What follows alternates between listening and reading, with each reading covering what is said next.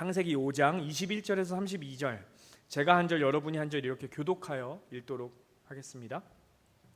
에녹은 65세에 무두셀라를 낳았고 무두셀라를 낳은 후 300년을 하나님과 동행하며 자녀들을 낳았으며 그는 365세를 살았더라.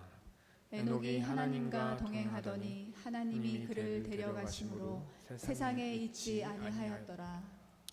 무두셀라는 187세에 라멕을 낳았고 라멕을 낳은 후 782년을 지내며 자녀를 낳았으며 그는 969세를 살고 죽었더라. 라멕은 182세에 아들을 낳고 이름을 노아라 하여 이르되 여호와께서 땅을 저주하심으로 수고롭게 일하는 우리를 이 아들이 안위하리라 하였더라. 라멕은 노아를 낳은 후 595년을 지내며 자녀들을 낳았으며 그는 777세를 살고 죽었더라. 노아는 500세 된 후에 셈과 함과 야벳을 낳았더라. 아멘. 할렐루야. 여러분 한 주간도 평안하셨을 줄 믿습니다. 오늘 아침에 바람이 불어서 제가 날아갈 뻔 했어요. 믿기시지 않으시겠지만 바람이 너무 세서 날아갈 뻔 하였지만 날아가지 않았습니다.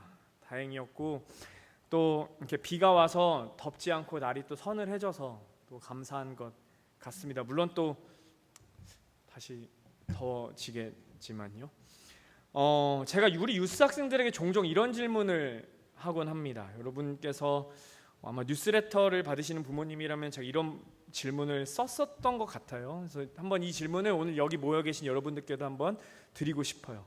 여러분, 지금 인생에서 가장 중요한 세 가지를 선택한다면 가장 중요한 세 가지가 무엇을 선택하시겠습니까? 지금 여러분에게서 가장 중요한 세 가지, 그게 물건일 수도 있고요, 어떠한 아이덴티티일 수도 있고요, 어떠한 생각이나 믿음일 수 있습니다. 여러분이 생각했을 때 가장 중요한 것 세 가지. 우리 아이들은 보통 이렇게 대답합니다. 성적, grade, 건강, health, 대학교, 앞으로 갈 대학교 또는 SAT, ACT 성적 얘기하고요. 또 우리 어떤 아이들은 가족들의 건강을 이야기하기도 합니다. 여러분은 어떤 것을 선택하시겠습니까? 여러분에게서 가장 중요한 세 가지는 어떤 것이 있으신가요? 제가 부모는 아직 아니지만 저희 부모님과 우리 주변의 여러분들과 이렇게 교제하면서 봤을 때 여러분들께서는 아마 이런 것들을 선택하셨을 것 같아요. 아니면은 아니라고 생각하신다면 그냥 아닌데라고 속으로 생각해 주시면 됩니다. 자녀들의 인생, 자녀들의 성공, 그리고 본인을 포함한 가족들과 주변인들의 건강 등을 선택하시지 않았을까라는 생각을 조심스럽게 해봅니다. 여러분께서 지금 마음속으로 중요한 것 세 가지를 선택하셨다면요, 이렇게 한번 생각해 봤으면 좋겠어요. 만약에 그 중에 한 가지를 포기해야 된다면, 여러분이 생각하는 그 세 가지, 가장 중요한 세 가지 중에 한 가지를 포기해야 된다면 무엇을 포기하시겠습니까? 그리고 만약에 그것을 포기해야 된다면 어떤 결과를 예상하십니까? 굉장히 개인적인 질문이죠.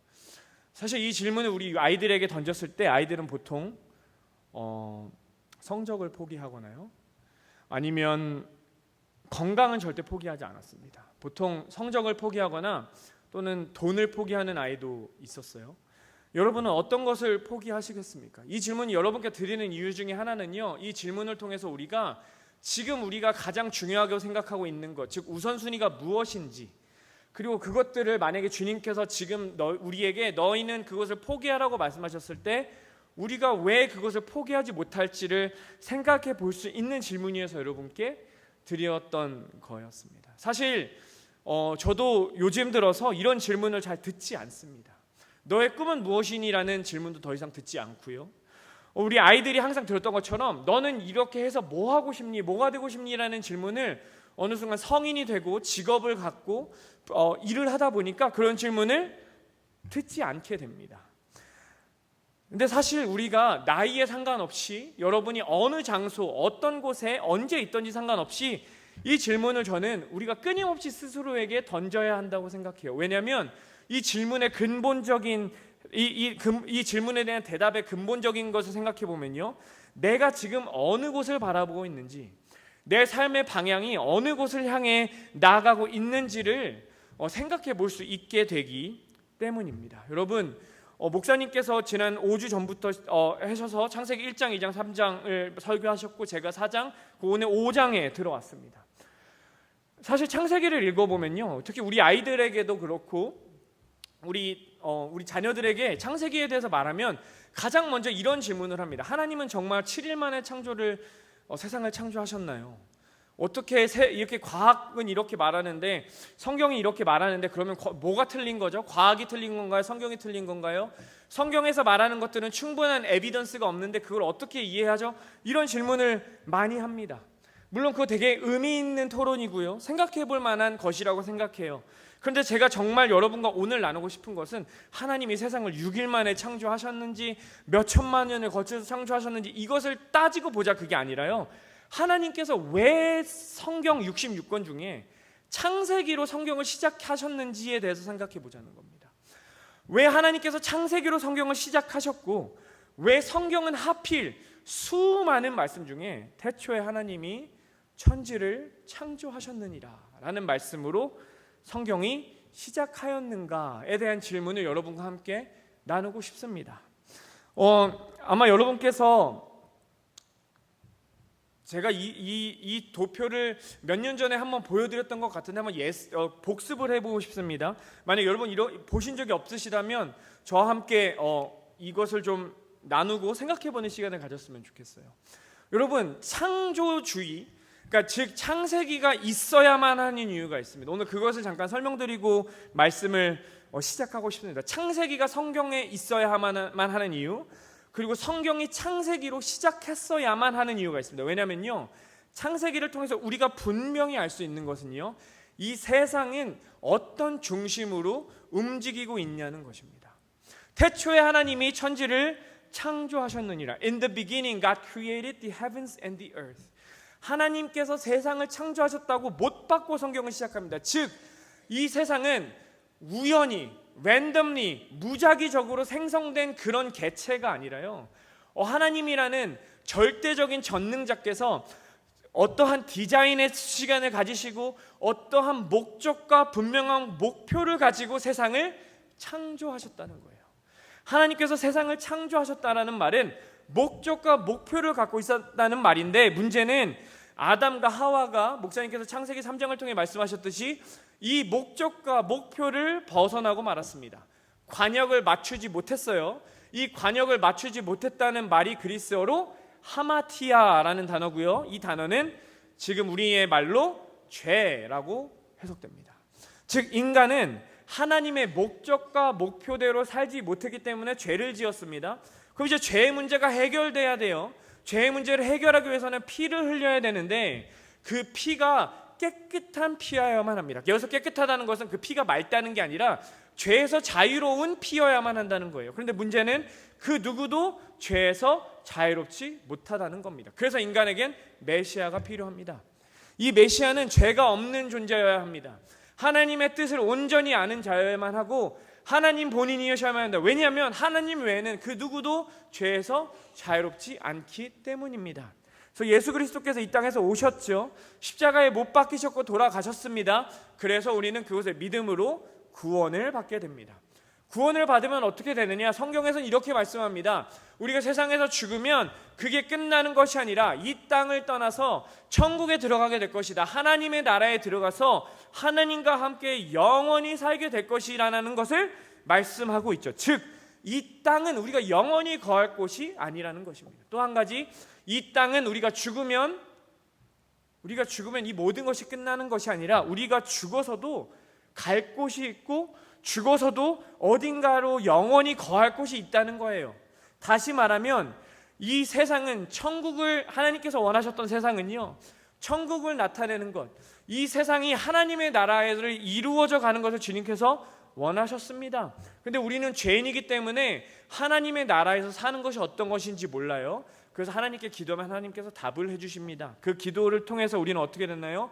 성화되는 삶, 하나님을 닮아가는 삶, 하나님을 점점 더 닮아가는 삶을 살 수 있게 된다는 것이 창세기 1장 1절에 담겨 있는 태초에 하나님이 천지를 창조하셨느니라 라는 것을 숨겨진 의미입니다. 그와 반대로 진화는 전혀 다른 것을 의미합니다. 진화에는 신이 없습니다. 왜 신이 없느냐? 그냥 우연히 확률적으로 생겨난 것이 진화이기 때문이에요. 그렇기 때문에 창조가 없어요. 창조가 없으니까 죄도 없고요. 죄가 없으니까 메시아도 필요 없습니다. 메시아가 없으니 구원자도 필요 없습니다. 구원자가 필요 없으니 천국도 없고 이 땅이 오직 내가 살아가야 할 곳입니다. 그럼 어떻게 되나요? 이 땅에서 행복하면 됩니다. 그러니까 내 삶의 답은 내 행복과 만족과 나의 부만 찾으면 된다는 거예요. 그래서 나의 가장 중요한 것이 무엇이 되느냐? 나의 삶, 나의 룰, 내가 정한 룰, 내가 행복한 것, 나의 이익을 찾아주는 것이 세상에서 옳다는 것입니다. 창세기로 성경이 시작하여야만 했던 이유가 바로 이거예요. 뭐냐면요, 하나님으로 시작하느냐, 우리가 하나님으로 시작을 하지 않느냐에 따라서 우리가 바라보는 모든 것이 달라진다는 겁니다. 그래서 하나님은 세상을 창조하셨습니다. 그런데 문제는요, 우리가 앞에서 말씀드렸던 것처럼요, 내가 세상을 올바르게 살아가기 위해서는요, 내가 이 세상에서 천국의 삶을 누리기 위해선, 내가 이곳에서 하나님의 나라를 이루기 위해선 뭐가 필요하나요? 하나님의 뜻, 하나님께서 내게 해주시는 기도의 응답이 필요합니다. 그런데 창세기 3장에 무슨 일이 있었죠? 선악과를 먹었습니다. 그 선악과를 먹었을 때 뱀이 아담과 하와를 어떻게 유혹하냐면요, 너네가 하나님처럼 모든 것을 알게 될 것이다. 너네가 하나님과 같이 될 것이다 라고 말해요. 그리고 하와와 아담은 그것을 받아 먹습니다. 다시 말하면 아담과 하와가 하나님이 되려고 했어요. 하나님의 자리에 앉아서 내가 스스로 이곳에서 나의 왕국을 세우겠다가 죄의 근원이었다는 겁니다. 그런데 그 죄의 열매가 어떻게 되나요?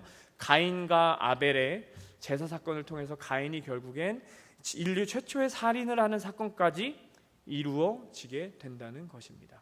여기까지만 보면 사탄의 승리 같지 않습니까? 하나님이 완벽하게 창조하신 에덴 동산의 아담과 하와의 그 죄로 인해서 아담과 하와는 에덴 동산에서 쫓겨났고요.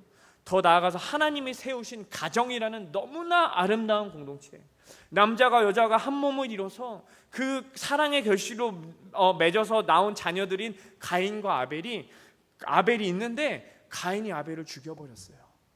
죄로 인해서 단순히 하나님과의 관계가 끊어진 것뿐만이 아니라 사람은요, 인간과 인간 사이의 관계가 끊어졌고요. 결국 그것은요, 가정까지도 박살내고 말았습니다. 사탄은 아마 그 순간 이렇게 외쳤을 거예요. 하나님 보세요, 내가 당신을 이겼습니다. 이제 내가 옳고 당신은 틀렸습니다라고 사장쯤에 외치지 않았을까 생각을 해봅니다. 그리고 나서 창세기 5장이 등장합니다. 창세기 5장은요, 우리가 가장 힘들어하는, 읽기 힘들어하는 낳고의 시작이에요. 낳고 누가 널 낳고 몇 살까지 살다가 죽고 몇 살까지 살다가 죽고 누굴 낳고. 그런데요, 이 속에서도 우리가 발견할 것들이 있습니다. 그래서 그 두 가지를 여러분과 함께 나누고 싶어요. 첫 번째, 창세기는 우리에게 진짜 중요한 것이 무엇인지를 말씀하고 있다는 것입니다. 여러분, 오늘 말씀은요, 아담에서부터 노아에까지 이르는 족보입니다. 그러니까 성경의 족보는 재밌는 게 그러니까 성경의 족보를 잘 읽어보시면 마지막에 등장하는 사람이 주인공일 가능성이 많아요. 예수님의 족보를 보셔도 쭉 가다가 예수님을 소개하기 위해서 족보를 등장시키는데 오늘 여기 5장에서 등장하는 사람은 노아입니다. 그러니까 오늘은 노아를 위해 이루어진 족보인데 그 속에서 너무 재미있는 두 가지 포인트가 있어요. 첫 번째는 이 족보가 중요한 이유, 첫 번째, 가인이 아닌 셋이라는 새로운 아들을 통해서 하나님은 아담의 후손을 이어가신다는 겁니다. 이게 무슨 의미인지를 좀 설명드릴게요. 창세기가 언제 쓰여졌는지는 사실 아무도 모릅니다. 어떤 사람들은 모세가 썼다, 어떤 사람들은 아니다, 후손들이 모세가 정리한 것들, 그래서 구전되어 내려오졌던 내용을 기록한 거다, 뭐 이렇게 여러 가지 의견들이 있는데요, 그 중에서 좀 제가 그거는 여기서 따지고 싶지 않고, 지금의 구약 성경이 형성된, 그러니까 지금의 구약 성경 39권이 모여진 때가 언제 정도라고 생각하냐면 바벨론 포로 생활을 하던 BC 6세기에서 7세기 정도쯤에 우리가 지금 읽는 구약 성경의 형태로 구약 성경이 이제 최종본적으로 만들어졌다는 이야기들 합니다. 근데 지금 이 창세기가 쓰여졌던 때부터, 아니 창세기가 일어났던 때부터요, 이 성경을 이 구약 성경을 이제 정리한 이 순간까지를 잘 따져보면 이스라엘 사람들 안에, 아니 고대 중동 문화에 아주 깊이 박혀있던 문화가 있습니다. 이것을 영어로 프리모제니처라고 하는데요, 이것을 한국말로 하면 장자상속이라고 말합니다. 그러니까 여러분이 이 창세기를 읽을 때 잘 보셔야 되는 건요, 이 창세기는 잘 보면 장자와 장자가 아닌 자들이 지속적으로 싸우는 것을 보실 수 있습니다.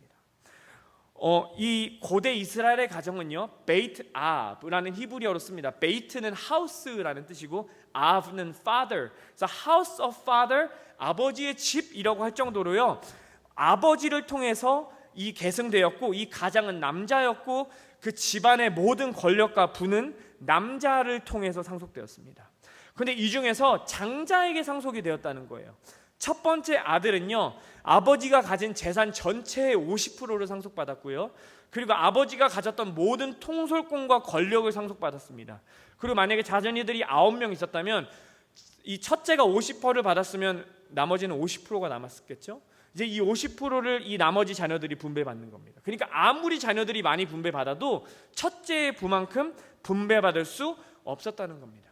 물론 오늘 성경을 읽어보면 재미있는 말씀이 있습니다. 이거는 창세기 5장 1절에서 3절입니다. 제가 1절, 여러분이 2절, 그리고 3절은 한 목소리로 읽어볼게요. 이것은 아담의 계보를 적은 책이니라. 하나님이 사람을 창조하실 때 하나님의 모양대로 지으시되 남자와 여자를 창조하셨고 그들이 창조되는 날에 하나님이 그들에게 복을 주시고 그들의 이름을 사람이라 일컬으셨더라. 아담은 130세에 자기의 모양 곧 자기의 형상과 같은 아들을 낳아 이름을 셋이라 하였고, 그러니까 사실 가인이 먼저 태어났는지 셋이 먼저 태어났는지는 성경에서 그렇게 특별하게 기록하지는 않아요. 그런데 전체적인 맥락상 봤을 때, 그리고 고대부터 지금까지 쭉 이 말씀을 읽어 내려왔던 이렇게 전통에 봤을 때 셋은 첫째 아들이 아니었습니다. 첫째 아들은 가인이었어요. 그런데 어떻게 되나요? 하나님께서는 첫째 아들에게 상속되어지는 그 상속을 따라가시는 것이 아니라요, 어떻게 되는지 아십니까? 하나님께서는 가인이 아닌 셋째로 추측되는 셋이라서 셋째가 아니에요. 이거 되게 아재 개그인데 죄송합니다.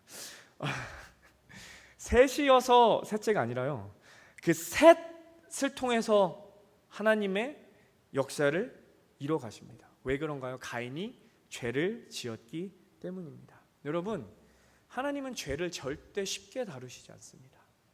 우리가 죄를 그냥 쉽게, 하나님 내가 이런 죄를 지었습니다, 죄송합니다, 그래서 용서받는다고 생각해서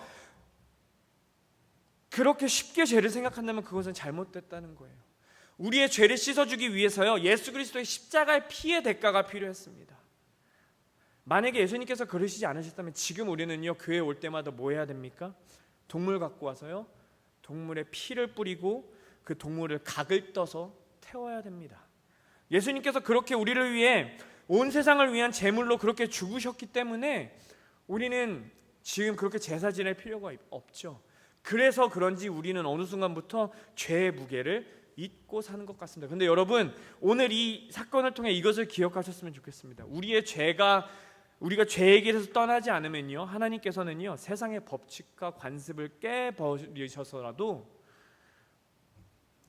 우리가 아닌 다른 것으로 하나님의 뜻을 이루실 수 있는 분이라는 겁니다. 창세기는 이것을 우리에게 분명하게 말씀해주고 있어요. 꼭 장자라고 무조건 장자여야 되는 것도 아닙니다. 내가 먼저 교회를 다녔다고 내가 먼저 쓰임받아야 되는 것도 아니에요. 에서와 야곱도 그랬습니다. 에서가 먼저 태어났는데 에서는 버림받았습니다. 요셉도 그랬어요. 이삭도 그랬습니다. 원칙적으로 보면 이삭이 아닌 이스마엘이 장자였어요. 그런데 하나님은 이스마엘이 아닌 이삭을 쓰셨습니다. 창세기에 또 하나 숨겨진 것들은요, 후에 나중에 이제 시간이 되면 나누겠지만, 하나님은 이 세상의 관습을 뒤틀어 버리셨습니다. 장자가 아닌 힘이 없고 약한 자들, 세상에서 소외받고 부모들이 알려주지 않았던 자들을 통해 하나님은 강한 자를 무너뜨리셨습니다. 사무엘상을 우리 유스 아이들과 읽고 있어요. 하나님께서는요, 사울이라는 거대한 그 당시에 거구였던 사람이었고, 그의 아버지는 최고의 용사로 생각되었던 사람이 있어요. 그 용사 집안에서 나온 그 사울을요, 누구를 통해 그 사울의 왕권을 뒤집으십니까? 그의 아버지조차도 왕이 될 거라 생각하지 않았던 다윗을요, 그 자리에 앉히십니다. 하나님이 원하시면, 우리가 죄에서 떠나지 않으면 하나님은요, 우리가 아닌 다른 사람들을 통해 일하실 수 있다는 것을 기억하시기 바랍니다. 또 두 번째는 이거예요. 성경이 주목하는 것은 무드셀라가 아닌 에녹이라는 겁니다. 여러분, 성경 퀴즈를 만들다 보면 단골로 등장하는 이름이 무드셀라죠. 그 이유는 이겁니다. 그는 969세를 살고 죽었더라. 인류 역사상 가장 오래된 사람은 가장 오랜 삶을 살았던 사람은 누구일까요? 그러면 무드셀라가 답인 경우가 대부분일 겁니다. 여러분, 조금 아까 제가 이렇게 여쭤봤어요. 여러분에게 가장 중요한 것은 무엇입니까? 많은 분들이 건강이라고 대답하셨을 줄 생각합니다. 저도 건강이 되게 중요하다고 생각합니다. 그래서 그런지 무병장수하는 것이 우리의 꿈이고 큰 복이라고 말하지 않습니까? 그런 의미에서 보면 무드셀라는 그 누구보다 큰 복을 받은 사람이에요. 당시에는요, 의학이 발달되지도 않았기 때문에 어떤 칼에 찔리거나 몸에 감염이 생기거나 잘못된 병을 걸리면 죽었습니다. 969세까지 살았다는 그것은요, 큰 병을 앓지도 않았고 크게 전투에서 부상당하지도 않았다는 의미였고요, 그가 크게 건강에 문제가 없이 살아갈 수 있었다는 거예요. 그런데요, 오늘 성경의 족보를 통해 보면요, 하나님은 무드셀라가 어떻게 살았는지에 대해서 성경은 무드셀라가 어떻게 살았는지에 대해서 우리에게 설명해 주지 않습니다. 오직 어떤 말만 있습니까? 라멕을 낳은 후에 782년을 지내며 자녀를 낳았으며. 이것이 무드셀라에 대한 설명의 전체입니다. 물론 제가 이렇게 말씀드리면 어떤 사람들은 이렇게 말할 겁니다. 이 족보는 노아를 소개하기 위해 쓰여진 게 아닙니까? 노아를 쓰기 위해 설명한 거니까 무드셀라라는 사람에 대해서 넘어갈 수 있지 않았겠습니까? 그런데 여러분, 에녹에 대해서는요, 이렇게 설명해요. 에녹은 65세에 무드셀라를 낳았고, 무드셀라를 낳은 후 300년을 하나님과 동행하며 자녀들을 낳았으며 그는 365세를 살았더라. 에녹이 하나님과 동행하더니 하나님이 그를 데려가심으로 세상에 있지 아니하였더라. 이 문맥상 너무나 생뚱맞게도요, 성경은 에녹이 어떻게 살았는지에 대해서 말씀합니다. 여러분, 아담부터 노아까지 총 아담과 노아를 합쳐서 10명의 남자들의 이름이 등장해요. 아담과 셋을 제외한 사람들의 설명은요, 다 언제 누구를 낳았고 몇 세에 죽었더라라는 설명밖에 없어요. 그런데요, 오늘 성경에서는 에녹에 대해서는 조금 더 공간을 활용해서 에녹에 대해서 우리에게 말씀하여 주고 있습니다. 물론 에녹의 삶을 담은 외경들도 있지만 그것을 설명드리진 않겠습니다. 하나님이 원하시는 것, 하나님이 보시는 것이 무엇이냐면요, 우리가 얼마나 건강한 삶을 살았고, 우리가 얼마나 오래 살았고, 우리가 얼마나 대단한 사람인지를 보시는 게 아니라 하나님이 원하시는 삶, 하나님이 보시는 삶, 하나님이 기억하시는 삶은 무엇입니까? 우리가 하나님과 동행하였는지에 하나님은 관심 있으시다는 것입니다. 우리는 종종 이런 착각을 하곤 합니다. 내가 더 많은 일을 하면 하나님이 기뻐하시겠지. 물론 맞습니다. 우리가 더 많은 일을 하고 더 많은 헌신을 하면 하나님이 기뻐하십니다. 그런데 이것을 다르게 생각하면요, 하나님을 믿지 않아도 섬길 수 있고요, 하나님을 믿지 않아도 우리보다 훨씬 더 봉사할 수 있는 사람이 많을 수 있어요. 하나님이 정말 원하시는 것은요, 우리가 봉사하는 그 속에 어떤 마음으로 봉사하고 있냐는 겁니다. 하나님이 진짜 우리에게 요구하시는 것은요, 우리가 하나님과 매일의 삶 속에서 하나님과 관계를 하고 있냐는 것입니다. 왜냐하면요, 우리 안에 하나님이 없는 상태로 하나님을 섬긴다고 얘기하고 헌신하면 어떻게 되나요? 결국에는요, 우리가 스스로 비교하게 됩니다. 왜 나는 이만큼 하는데 저 사람은 나만큼 안 하지? 왜 나는 이만큼 하는데 나를 이만큼 알아주지 않지? 그러다 보면 어떻게 되나요? 지쳐다가 떨어지게 됩니다. 아무리 자녀들이 성공하고 좋은 삶을 살아도 만약 부모님들과 관계를 끊어버린다면 그들을 우리가 과연 좋은 자녀들이라고 부를 수 있을까요? 제가 존경하는 한 목사님께서 이런 말씀을 하셨습니다. 나이가 좀 많으신 목사님이셨는데, 내가 살아보니까 진짜 효도는 성공하는 것도 있지만 나한테 전화 한번 해주는 자녀들이 더 소중한 것 같더라. 그걸 통해서 내가 이것을 깨달았다. 하나님과의 관계의 비밀을 깨달았다. 하나님 앞에서 바쁘게 보내는 것도 좋지만 더 중요한 것은 내가 하나님과 얼마나 깊은 관계 속에 매일의 삶을 살아가고 있느냐는 것이다라는 말씀을 제게 해주신 적이 있습니다. 사랑하는 여러분, 무두셀라의 아버지는 에녹이었습니다. 그는 아버지가 하나님과 어떻게 동행하였고, 어떻게 하나님께서 아버지를 축복하셨고, 하나님이 어떻게 그 아버지를 데려가셨는지를 봤는데요, 무두셀라는 그 아버지의 뒤를 따라서 살지 않았던 것 같습니다.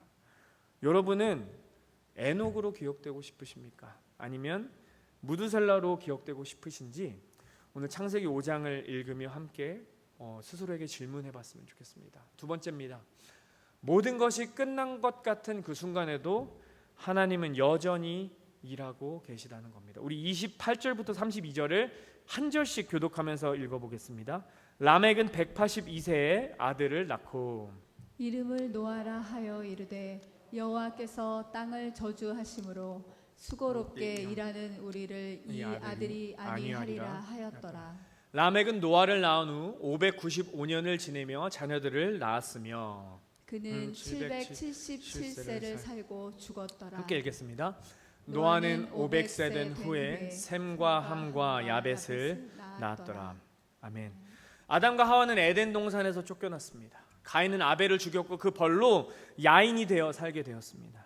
그리고 세상은 자꾸만 악해져 갑니다. 우리 다음 주에 볼 내용이지만 가인과 아벨의 사건이 끝이 아니라 이 세상은 점점 악해집니다. 세상은 자꾸만 하나님과는 전혀 정반대로 살아가고요, 하나님과 전혀 상관없는 삶을 살아갑니다. 죄를 향해 달려가는 브레이크가 고장난 기차처럼 달려갑니다.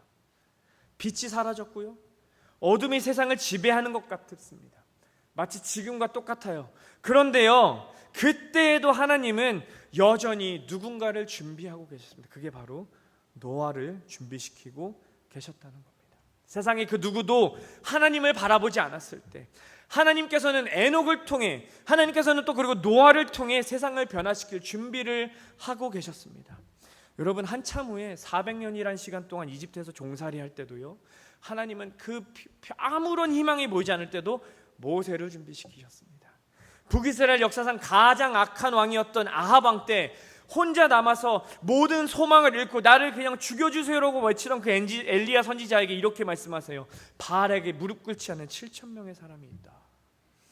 여러분, 세상의 눈으로, 우리의 기준으로 승리와 패배를 나누지 않기 원합니다. 우리가 끝난 것 같아 보여도요, 길을 잃은 것 같아 보여도요, 길이 없어 보여도요, 하나님이 끝나지 않았다면 끝나지 않은 것임을 기억하시기 바랍니다. 하나님은 하나님의 뜻대로, 하나님의 계획대로 우리의 뜻과 우리의 생각과는 다르지만 여전히 조금씩 세상을 이끌어가고 계십니다. 하나님의 일은 반드시 이루어질 것입니다. 하나님은 단 한순간도 쉬지 않고 일하고 계시다는 것을 기억하시기 바랍니다. 그 하나님께서 쓰시는 사람들의 특징이 있습니다. 세상의 왕도 아닙니다. 학자들도 아니고요, 장군들도 아닙니다. 누굽니까? 세상의 유혹에 넘어가지 않는 사람들, 세상의 압제에 굴복하지 않고 세상에서 요구하는 우상들에 무릎 꿇지 않는 하나님의 사람들을 쓰신다는 겁니다. 그런 자들을 주님이 준비시키고 계십니다. 세상의 눈으로 보았을 때 그 기다리는 시간이 답답할 수 있습니다. 세상으로 눈으로 보았을 때 그렇게 멍청하게 기다리는 것처럼 보일 수 있습니다. 그런데 주님은요, 그런 약한 자들, 소외된 자들을 쓰셔서 어떻게 하시느냐? 세상에서 가장 힘 있는 자들을 굴복시키신다는 것입니다. 오늘 이 말씀을 준비하면서 전도서 12장 말씀을 이렇게 기도하던 중에 주님께서 떠올리게 해주셨다고 믿습니다. 이 말씀에 이 전도서는 솔로몬 가장 지혜가 많았고 세상 전무후무한 지혜와 부를 가졌던 왕이 자신의 인생을 마무리하면서 이런 잠언서처럼 쓴 거예요. 이렇게 결론부에서 말합니다. 너는 청년의 때에 너희 창조주를 기억하라. 곧 곤고한 날이 이르기 전에 나는 아무 낙이 없다고 할 해들이 가깝기 전에 해와 빛과 달과 별들이 어둡기 전에 비 뒤에 구름이 다시 일어나기 전에 그리하라. 7절은 이렇게 말합니다. 흙은 여전히 땅으로 돌아가고 영은 그것을 주신 하나님께로 돌아가기 전에 기억하라. 전도자가 이르니 헛되고 헛되도다. 모든 것이 헛되도다. 내가 세상의 모든 것을 따라가 보고 세상의 모든 것들을 추구하면서 세상의 모든 것을 다 이뤄보니까 결국에 남는 것이 하나라는 겁니다. 하나님 한 분만이 내 안에 남더라. 그러면서 그는요 전도서를 이렇게 마무리합니다. 일의 결국을 다 들었으니 하나님을 경외하고 그의 명령들을 지킬지어다. 이것이 모든 사람의 본분이니라. 하나님은 모든 행위와 모든 일하는 은밀한 일을 선악간에 심판하시리라. 아멘. 여러분, 주님이 찾으시는 사람들은요 이렇게 하나님을 경외하는 자들입니다. 헛되어지고 세상에서 떠나가고 사라질 것에 목숨 거는 사람들이 아니라 지금은 느려 보이고 지금은 없어 보이고 지금은 지는 것 같아도 변함없이 하나님 앞에 매달려서 십자가 앞에 오늘도 무릎 꿇고 있는 자들임을 기억하시기 바랍니다. 역사를 의미하는 단어는 히스토리, 그리고 그것을 히스토리, 하나님이 써가시는 이야기라고들 많이 이야기하죠. 그리고 그 하나님은요 그 이야기를 하나님 혼자 써 나가실 수 있지만 우리와 함께 써 나가시길 원하십니다. 하나님과 동행하는 사람들, 지금은 모든 것을 잃는 것 같지만 그럼에도 불구하고 하나님 앞에 매달리는 사람들과 함께 써내려가길 원하십니다. 여러분, 힘이 부족하십니까? 주님께 구하시길 바랍니다. 그럼 주님은 힘을 주실 겁니다. 지혜가 부족하십니까? 주님께서 지혜를 주실 것입니다. 능력이 부족하십니까? 능력을 주실 것입니다.